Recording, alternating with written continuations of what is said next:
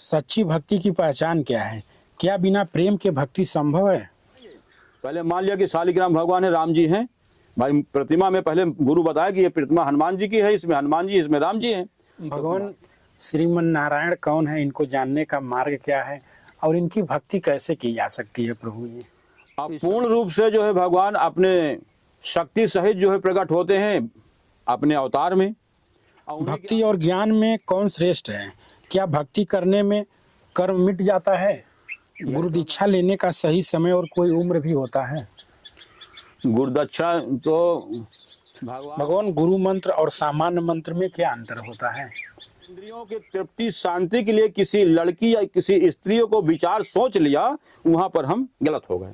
तो ऐसा चिंतन न होके तो ऐसा भाव होना चाहिए, ब्रह्म को ही सर्वत्र दर्शन करना चाहिए, वही सबसे बड़ा अखंड ब्रह्मचारी है। भगवान, एक दर्शक का प्रश्न था, सच्ची भक्ति की पहचान क्या है? क्या बिना प्रेम के भक्ति संभव है? प्रेम और भक्ति एक ही स्वरूप है, अलग है ही नहीं। जिसको प्रेम कहते हैं वही भक्ति है, यानी उस परम ब्रह्म परमात्मा की तरफ का आकर्षण ही भक्ति है। चलना और उसकी तरफ मोह होना वही भक्ति है।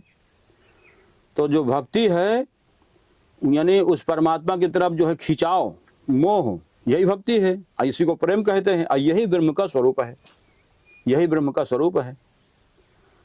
और जब भक्ति जो है साधन भक्ति और साध भक्ति, दो भक्ति है। तो जो साधन में भक्ति होती है वो क्रियात्मक भक्ति है, और जब साध भक्ति होती है वो भावजन्य होती है, वो भावनात्मक होती है। भाई जिस भक्ति में क्रिया करेंगे, आप जाप कर रहे हैं तो ये जाप जो है क्रियात्मक भक्ति है, साधन भक्ति है। और एक ऐसा समय आएगा कि हमको उंगली से माला से जपना नहीं पड़ेगा और अपने आप जाप होगा, उसको कहते हैं अजपा, बिना जपे हो, वो साध है। और जब साध में पहुंच जाता है व्यक्ति और भावनात्मक भक्ति होती है तो अनंत गुना उसको फल उसको प्राप्त होता है।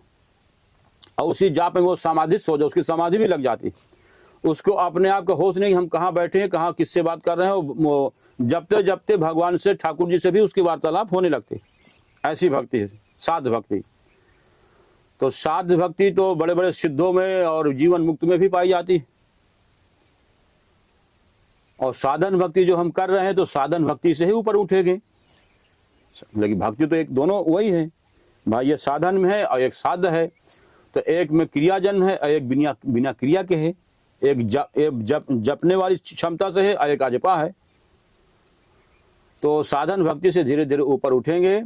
भक्ति और ज्ञान, भाई उस स्वरूप को जानना ज्ञान हो गया और उस स्वरूप से प्रेम करना भक्ति हो गई। दोनों एक ही चीज आएगा। तो जो भक्ति में आ गया है तो उसके अंदर ज्ञान भी आ जाएगा, और जिसको ज्ञान हो गया है उसके अंदर भक्ति भी आ जाएगा। भाई कोई देख रहा कि ये राम जी हैं, तो राम जी को जानना ज्ञान हो गया और राम जी से प्रेम करना भक्ति हो गई। तो है तो दोनों एक ही चीज, यानी मान के भक्ति करेंगे। पहले मान लिया कि शालिग्राम भगवान है, राम जी हैं। भाई प्रतिमा में पहले गुरु बताया कि ये प्रतिमा हनुमान जी की है, इसमें हनुमान जी, इसमें राम जी हैं। तो भक्ति मान के किया, और जब आपकी भक्ति सफल हुई तो आपको विश्वास हुआ कि हाँ यही राम जी, हमारे गुरु ने सही बताया, तो मान के जान जाएंगे। और जिसको पहले से बता दिया गया कि हाँ ये ब्रह्म है, वो जान के भी मान जाएगा। तो इस चीज एक ही हो गया। भगवान श्रीमन नारायण कौन है, इनको जानने का मार्ग क्या है और इनकी भक्ति कैसे की जा सकती है प्रभु जी? इस संसार में नाना पंथ जगत में निज निज गुण गावे, और सबका सार बता के गुरु मार्ग लावे। और पहले हम बता कि नाम रूप दुई इष्ट उपाधि, राम कृष्ण नारायण भगवान शंकर जी जितने देवी देवता हैं, ये सब जो है भगवान राम एक तत्व से सब आश्रित हैं। सब कर परम प्रकाशक जोई, राम अनादि अवधपत सोई। तो भगवान राम जो है अपनी शक्ति से जितने देवी देवता हैं सब रूपों में हैं। अब पूर्ण रूप से जो है भगवान अपने शक्ति सहित जो है प्रकट होते हैं अपने अवतार में, और उन्हीं के अंशावतार सब देवी देवता हैं। उन सब के नाम जो है और क्रियाएं सब उनकी अलग अलग हो जाती हैं। जैसे माता सीता हैं, आदि शक्ति जगदम्बा वही स्वरूप है, उनका कार्य क्षेत्र कुछ अलग है, उनका कुछ अलग है। उन्हीं को काली भी कहते हैं। तो इनके नाम रूप तो और उनके उसमें परिवर्तन आ जाएगा, लेकिन तत्व दृष्टि से सब एक हैं। एक ही शक्ति जो है पूरे ब्रह्मांड में जो भी कुछ है सब एक ही शक्ति धारण किए हुए हैं, और जो शक्तिवान है परमात्मा है। तो शक्तिवान जो है सबकर परम प्रकाशक जो है राम अनादि अवधि सोई, उन्हीं के अंश जो है सब हैं। तो इस भेद में जो भक्त जहाँ पर है, जिस देवता को मान रहा है उसी से मानते हुए और आगे भक्ति करेगा, अंतोगत्ता उसको भगवान राम की कृपा होगी तो उसको वहीं पर भगवान राम दिखने लगेंगे। यदि श्रीमन नारायण को मानते हैं तो श्रीमन नारायण में ही आपको भी राम जी की छवि आ जाएगी। आप शंकर जी को मानते हैं तो शंकर जी की पूजा करते रहे, कोई ऐसा नहीं कि हम भगवान राम के भक्त हैं और मैं वैष्णव हूँ, तो मैं आपका खंडन नहीं कर रहा कि आप शंकर जी की भक्ति, जो शंकर जी की भक्ति करता है वो परम वैष्णव है। तो शंकर जी की भक्ति करते करते हमारे राम जो है आपको शंकर जी के रूप में मिलेंगे। श्रीमन नारायण की भक्ति करते हैं तो हमारे राम जी आपको श्रीमन नारायण के रूप में मिलेंगे। आप जो है किसी भी देवता की भक्ति करें तो ये हमें विश्वास है, क्योंकि जो पूर्ण है वो सब जगह है, जो पूर्ण है वो सब जगह है। तो भगवान राम जो है आप किसी भी देवी देवता के रूप में पूजा करेंगे, वो आपको वहां पर आपको बोध करा देंगे और आपके हृदय में बैठ के अपने समग्र स्वरूप का बोध कराएंगे। समग्र स्वरूप में सगुण निर्गुण सब आ जाता है। भगवान, भक्ति और ज्ञान में कौन श्रेष्ठ है? क्या भक्ति करने में कर्म मिट जाता है? यही तो हम अभी अगर हम यही तो अभी बताए कि भक्ति और ज्ञान एक ही चीज है। मतलब है उस स्वरूप को जानना ज्ञान है, और उस स्वरूप से प्रेम करना भक्ति है, उस स्वरूप की सेवा करना भक्ति है। तो प्रभु, क्या भक्ति से हमारे जो कुकर्म हैं हाँ बिल्कुल मिटेंगे भाई। हमारे अंदर भगवान की जब कृपा होती है, अहेतु की भक्ति, जब हम लोग ऐसी भक्ति पहुंच जाते हैं तो हमारे सारे शुभ अशुभ कर्म सब नष्ट हो जाते हैं, और तभी हम भगवान के सन्मुख होंगे। हमारे शुभ अशुभ कर्म जब नष्ट होते हैं तभी हम भगवान के सन्मुख होंगे। और एक भक्ति ही ऐसा है कि करोड़ों जन्म का संचित प्रारब्ध को नष्ट करके भगवान के सन्मुख कर देती। और ज्ञान में भी वो समर्थ ज्ञान में भी है, लेकिन इस समय ज्ञान की अपेक्षा भक्ति सर्वश्रेष्ठ है। भक्ति के अधीन है ज्ञान वैराग्य, भक्ति के पुत्र हैं। आपके अंदर भक्ति है तो आपको ज्ञान भी मिल जाएगा और वैराग्य भी हो जाएगा। और पुरुषार्थ होना चाहिए, परोपकार होना चाहिए, तभी भक्ति सुरक्षित रहेगी। यदि आपके अंदर परोपकार नहीं है, दूसरे स्वरूप की सेवा भाव नहीं है, तो आपके अंदर अज्ञानता रहेगी। जब आपका इष्ट, आपके देवता पूरे ब्रह्मांड में सबको वही है, तो आप किसी से घृणा नहीं कर सकते हैं। तो यदि आपके अंदर परोपकार की भावना रहेगी तो आपका ज्ञान वैराग्य और बढ़ेगा। सब रूपों में प्रेम की भावना होना चाहिए। और वैसे भी जो विद्वान होता है उसकी कोई भी क्रिया परधर्म में नहीं जाती। विद्वान के द्वारा किया हुआ, ज्ञानी के द्वारा किया हुआ कर्म सब स्वधर्म की पुष्टि करता है, उससे परधर्म कभी होता ही नहीं है, उससे कभी परधर्म नहीं होता। भगवान, जैसे गुरु दीक्षा लेने का सही समय और कोई उम्र भी होता है? गुरुदक्षा तो भगवान की तरफ चलने के लिए जब से हमें समय हो जाए कि हमको भगवान की भक्ति चाहिए, भगवान को प्राप्त करना है, तभी से 5 साल की उम्र से ध्रुव प्रहलाद जो है भगवान की प्राप्ति किया। तो छोटी अवस्था से ही जो है यदि आप गुरु बना लेंगे तो आपका पूरा जीवन में कुछ न कुछ तो भगवान की भक्ति होती रहेगी। तो जितना कम से कम उम्र में गुरु बना लिया जाए उतना अच्छा है, संस्कार और उसका बढ़ेगा। भगवान, गुरु मंत्र और सामान्य मंत्र में क्या अंतर होता है? सामान्य मंत्र जो है, गुरु मंत्र में अंतर है कि निष्ठा गुरु मंत्र में अधिक होगी, और उसका नियम गुरु बताते हैं अपने शिष्य के अनुसार जो है कि इस वैदिक परंपरा के हिसाब से संध्या पूजन करने के बाद गुरु मंत्र जाप किया जाता है। और सामान्य मंत्र ये होता है कि आप चलते फिरते कहीं भी नाम ले सकते, जैसे राम नाम है, सीता राम है, तो आपका ये सामान्य भी है और सर्वश्रेष्ठ भी है, इनसे श्रेष्ठ भी कोई नहीं है। और सम्मान में भी आ जाएंगे कि आप चलते फिरते घर का काम काज करते हुए राम राम राम राम सीता राम जप रहे हैं, राधे राधे बोल रहे हैं, ये सम्मान भी हो गया। और गुरु मंत्र जो होता है, जो मंत्र राज होता है, उसको आप स्नान करके संध्या पूजन करके एकाग्र चित्त होके और फिर गुरु का ध्यान करके, गुरु की पूजा करके फिर गुरु मंत्र जपते हैं। हर समय नहीं उसको ले सकते हैं, ये अंतर होता। अच्छा, गुरु मंत्र को हर समय नहीं जप सकते हैं, और सामान्य मंत्र जैसे या राम मंत्र हर समय भी जप सकते हैं? नहीं, राम मंत्र भी हर समय नहीं जपा जाता है। अच्छा। उसका भी नियम होता है कि साधन में एकाग्र चित्त होके और शुद्धता पवित्रता करके तब जो है जपते हैं। और राम नाम जो है भगवान का जो जाप है, इसको सब हर समय जप सकते हैं, हर समय जप सकते हैं जी। भगवान, एक दर्शक का और प्रश्न है, जैसे ब्रह्मचर्य का वास्तविक अर्थ क्या है? क्या केवल संयम या कुछ और? ब्रह्मचर्य का वास्तविक अर्थ यह है कि मैं अपने इंद्रियों से उसको भगवान का ही चिंतन होना चाहिए जी। और ये जो शारीरिक जो ब्रह्मचर्य है, ये तो आहार से भी नष्ट हो जाता है। अच्छा। ये तो आहार से भी नष्ट हो जाए। आप मिर्ची पालेंगे, ज़्यादा चीज़ गर्म पालेंगे, धूप में चलेंगे, गर्मी हो जाएगी, तो आपको ब्रह्मचर्य खंडित हो जाएगा। तो इस ब्रह्मचर्य को खंडित जो है, इसको इंद्रियों के सुख के हिसाब से डालेंगे, तब तो ये दोष में आ जाएगा। अच्छा। लेकिन स्वतः अपने आप कोई यदि ऐसी प्रक्रिया हो रही है तो उसमें तुम्हारा कोई नुकसान नहीं है।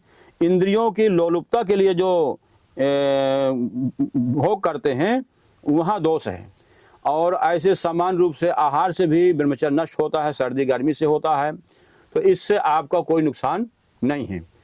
और ब्रह्मचर्य का पालन होना चाहिए। अखंड ब्रह्मचर्य का पालन तो यही है कि हर समय उसकी इंद्रियां जो है ब्रह्म का चिंतन करती रहे, ब्रह्म से कभी विमुख न हो, हर समय अखंड धारा प्रवाह ब्रह्म का चिंतन बना रहे, यही ब्रह्मचर्य है। क्योंकि शरीर तो किसी का मोटा दुबला पतला होता है, कोई बहुत बड़ा पहलवान है लेकिन ब्रह्म का चिंतन नहीं कर सकता है। तो बुद्धि उसका मन से जो है परम ब्रह्म परमात्मा के चिंतन करता रहे, ब्रह्म का चिंतन करता रहे। ये शरीर में जैसे नाक से नाक निकल रहा है, आंख से कीचड़ निकल रहा है, जितने द्वार हैं ये सब मलमूत्र के द्वार हैं। ये तो बहुत छोटी इस स्थिति वाला जो साधक होता है जी, वही इस पर जाता है। भाई भोजन करेंगे, इसको मल बन के इसको सफा, इसको बाहर जाना है। कान से खूंट निकलेगा, नाक से भी नाक निकलेगी, आँख से कीचड़ निकले, जितने द्वार हैं वो अपने आप समय आने पर स्वतः जो है कीचड़ फेंकते। और इसको विद्वान की दृष्टि से ये कुछ इसमें दोष नहीं। और इन इंद्रियों का, जैसे आंखें हैं, हम भगवान के दर्शन करते हैं, हमारी आंखें किसी सुंदर लड़की को देख के और उसके प्रति गलत भाव चिंतन करती हैं, यह दोष आ गया। आंखें हमारी हैं दर्शन करने के लिए, लेकिन हम भगवत चिंतन कर रहे हैं और जो भी हमको माता बहन दिखाई देती हैं सबको हम नमन कर रहे हैं कि हमारे माता सीता का रूप है। तो यही आंख हमारी दर्शन तो ले रही है, लेकिन हमको ऊपर उठाने वाली हो गई। और जब हम भगवान राम का दर्शन सब जगह कर रहे हैं तो हमको दोष नहीं लग रहा है। लेकिन जब हम अपने इंद्रियों के तृप्ति शांति के लिए किसी लड़की या किसी स्त्री को विचार सोच लिया, वहां पर हम गलत हो गए। तो ऐसा चिंतन न होके सब रूपों में सिय राम में सब जग जानी, तो ऐसा भाव होना चाहिए। ब्रह्म को ही सर्वत्र दर्शन करना चाहिए, वही सबसे बड़ा अखंड ब्रह्मचारी है। इस शरीर से चाहे कितना कीचड़ बहता रहे, उससे उसका कोई नुकसान नहीं। हर समय उसको सर्वत्र ब्रह्म का दर्शन करें, सब रूपों में ब्रह्म का दर्शन करें। जड़ चेतन जो भी कुछ है सब ब्रह्ममय है, और ब्रह्म का ही दर्शन करें। और अपना शरीर भी वैसे, यानी चिन्मय स्वरूप अपना भी है, सेवक स्वामी का स्वरूप है जो है। तो जैसे आगाध समुद्र में जल रूपी सृष्टि तैयार है और उसमें पेड़ पौधा 84 लाख योनि जीव हैं समुद्र के मध्य में, और जल रूपी सृष्टि है। तो जितने जीव हैं सब में एक पानी ही भरा हुआ है, ये है ज्ञान। जैसे एक बर्फ रूपी खिलौना बन गए, बर्फ के पेड़ बन गए, आमा महुआ पीपल, वो जल से बर्फ के रूप में बन गए। और बर्फ के रूप का पृथ्वी भी बन गई, और उस पृथ्वी में जो है 84 लाख योनि पूरा जीव भ्रमण कर रहा है। तो वो भी जो है एक जल रूप ही है। और जैसे जल को बर्फ बना दिया जाए तो वो स्थूल हो जाएगा। तो ऐसे अष्टधा प्रकृति में जो ये पृथ्वी स्थूल देख रहे हैं, ये स्थूल नहीं है। जैसे आकाश है वैसे पृथ्वी है। ये भगवान का गुण है कि जिसको यही भगवान की माया है। जैसे बाल्टी में पानी भरा है, इस पानी को हम कोई यंत्र के द्वारा इसको पत्थर बना दें जैसे बर्फ बन जाता है, तो जब ये जल बर्फ बन जाएगा तो इसके ऊपर हम बैठ जाएंगे और जल रूपी खिलौना इसके ऊपर बना के तैयार कर देंगे। लेकिन पहले तो जल ही था और जब घुलेगा तो जल ही बचेगा। तो ऐसे जो अष्टधा प्रकृति है, जो पृथ्वी है, ये अष्टधा प्रकृति में एक है। और जैसे आकाश है वैसे नीचे भी है, स्थूल नहीं है। ये भगवान का गुण है, यही है माया कि जो हम ये इन आंखों से जो देख रहा है ये सब माया का प्रपंच है। और ब्रह्म जो है अचिंत है, इन आंखों का दर्शन नहीं है, सर्व दर्शन का अभाव है वहां पर। वो तो अपने भक्ति के उससे जो है भावनात्मक द्वैत मान के भक्त की भावना के अनुसार भगवान उसको दर्शन देते हैं। लेकिन जो कौन ब्रह्म है, जो अचिंत है, जो सर्वव्यापक है, जो सब में है और सबको व्याप्त करके स्थित है, वही परमात्मा भक्ति के प्रेम बस वो दर्शन देता है। देख लीजिए प्रभु। हेलो, हाँ ठीक ठीक। तो वो परमात्मा जो है यही भगवान की माया है कि जो अज्ञानता में ये भास रहा है और वास्तविकता में इसका ना कोई आदि है ना अंत, इसी तरह चलता रहता है। जो जीव जो है माया से बिल्कुल परे है, गुणातीत है, भगवान के सन्मुख है। और एक बद्ध जीव जो है महापुरुष में भी बद्ध दर्शन करता है। जो बद्ध जीव है वो महापुरुष में भी, जैसे साधु संत जा रहे हैं मुक्त हैं, लेकिन एक भोगी पुरुष होता है, ये भी हमारे जैसे फंसा संसार, वो संसार से में नहीं फंसा है। जैसे जल में कमल, जल के कीचड़ से उसका पूरा पालन पोषण होता है, लेकिन कमल के ऊपर पंखुड़ी में एको जल नहीं रहेगा। वो जल उसका निर्वाह तो जल से ही होता है, लेकिन उस सबसे निर्लिप्त है। ऐसे साधु संत जो ब्रह्मज्ञानी लोग हैं वो संसार से उनका सबका निर्वाह हो रहा है, भोजन प्रसाद जो भी ठाकुर जी की सेवा सब संसार से हो रहा है, लेकिन फिर भी वो सबसे निर्लिप्त रहते हैं और स्वच्छंद विचरण करते हैं, भगवान के चिंतन करते हैं, जीवन मुक्त है। तो उनमें भी जो है भोगी पुरुष बद्ध दर्शन करता है। तो ये ऐसा अपनी अपनी दृष्टि का वो है। और जब भगवत कृपा होती है तभी ये माया से जो है उसको छुटकारा मिलता है। बल्कि सब कुछ भगवान मान लेना ही माया से छुटकारा है। मन जहां जाए जाने दो। आप जो है अपने मन से अपने स्वयं के इंद्रियों की विलासता के लिए उसको न जाने दो, तो भोग में आप नहीं आएंगे, सेवा में भी आएंगे। मैं सेवक सचराचर रूप स्वामी भगवंत गोस्वामी जी लिखे हैं कि मैं एक सचराचर का सेवक हूं और ये सचराचर में जो भी है ये सब मेरे स्वामी का स्वरूप, कुत्ता सुअर से लगे सब मेरे सीताराम जी का स्वरूप है। तो गोस्वामी तुलसीदास जी उन सबको, किसी ने गधा के चंदन लगा दिया तो गोस्वामी तुलसीदास जी उसको भी प्रणाम कर लिए और चंदन को मिटा लिए, बोले ये आपको शोभा नहीं दे रहा। अच्छा। तो लोग बोले ऐसा क्यों? बोले देखिए, जैसे हाथ को गाल में लगाते हैं तो हाथ को पानी में नहीं धुलते हैं, और जब हाथ को गुदा में ले जाएंगे, लिंग में ले जाएंगे, छुएंगे तो ये हाथ को पानी से मिट्टी लगा के धुलना पड़ेगा। तो आपने अपने शरीर में भेद कर दिया। तो दृष्टि से साधु को एक अभेद होना चाहिए, लेकिन व्यवहार में अभेद नहीं होना चाहिए। व्यवहार में भेद रखना चाहिए। कि हमारे पास लड़की है